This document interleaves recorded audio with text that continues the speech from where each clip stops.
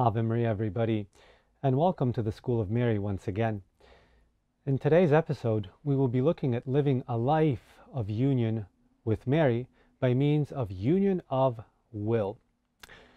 Perfection of union with Mary, in fact, is not so much a matter of the intellect as a matter of will. Our Lord says in the Gospel, "Not all who say to me, Lord, Lord, will enter into the kingdom of heaven, but only those who do the will of my Father in heaven." And the same must be said about Our Lady. It is not they who say, Mother, Mother, who enter into the Immaculate Heart and dwell there and cause the greatest joy to Mary, but only they who do her will, who unite their wills to hers, who live a life of union of will with her. Now, union with Mary is love. And love consists not in always thinking of someone, but rather in willing and not willing the same things as the loved person. A union of will, willing the same things and not willing the same things. There are many souls, Father Newbert tells us, and we are basing our lessons on his book, Life of Union with Mary. Father Newbert tells us in a beautiful quote that there are many pious souls who, still little advanced in the spiritual life, are instinctively drawn to seek perfection of union with Mary and continuous thought of her, without realizing, however, that that's not where perfection of union with Mary lies. Without doubt, continuous thought of Mary would contribute to the perfection of our union with her.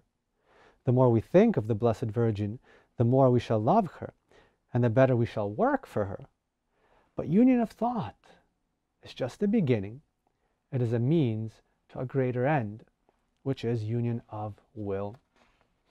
Now, speaking of union of will and love, we must define union of will a little bit better.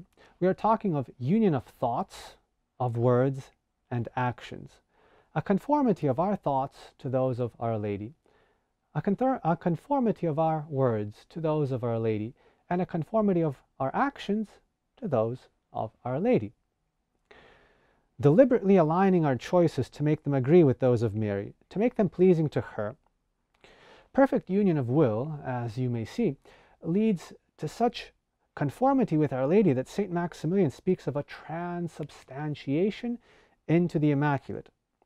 Our external appearance remains, but our desires, hidden in our heart, beneath what is visible, become completely transformed into the desires of the Immaculate. Now, if the Immaculate Heart of Our Lady is the symbolic origin of her will and her desires, we cannot dwell in the Immaculate Heart of Mary unless we deliberately conform our desires and our choices to hers. This is what union of will is all about. And as we said in the previous episodes, it is an ascetical exercise. And in the subsequent episodes, we'll look at how to exercise ourselves in that union more concretely. Now, to summarize this first consideration on the importance of union of will, let's look at its benefits. There are two main benefits to union of will with Our Lady. First, union of our will with that of Mary, the most perfect of unions, is also the one which is always possible. There are periods in our lives in which constancy in the thought of Mary is impossible.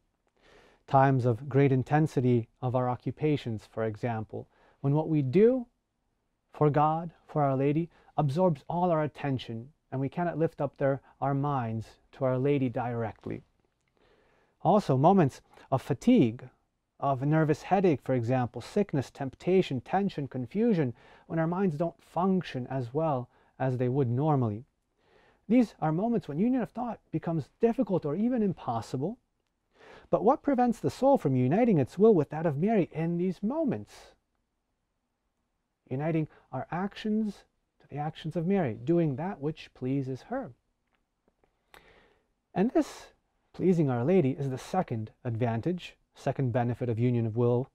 It brings the greatest consolation to Our Lady. A certain self-seeking easily insinuates itself into our desire for union of thought, in fact.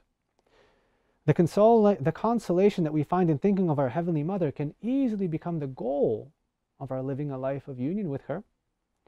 In the union of our will with hers, however, there is consolation above all for Mary. There may be more pleasure for a son, for example, to remain at home beside his mother, Father Newbert tells us, than going into the fields or the factory to work for her. And yet, which of the two loves his mother more? The son who seeks his own personal pleasure at his mother's side, or the one who goes away to cause her pleasure?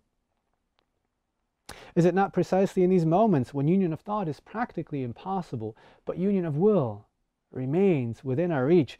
Is it not in these moments when we give the greatest consolation to Our Lady, when we live united to her at our own expense? Moreover, as we shall see later, union of will with her produces union of thought spontaneously. And the constancy of that will assures constancy of thought much better than all direct effort to think continuously of Mary. We can consider that a third advantage, but we'll look at that more in the subsequent episodes.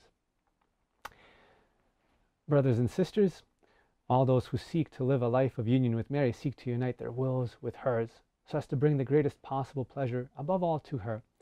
And if we do that, Our Lady will not fail to console us as well. Ave Maria.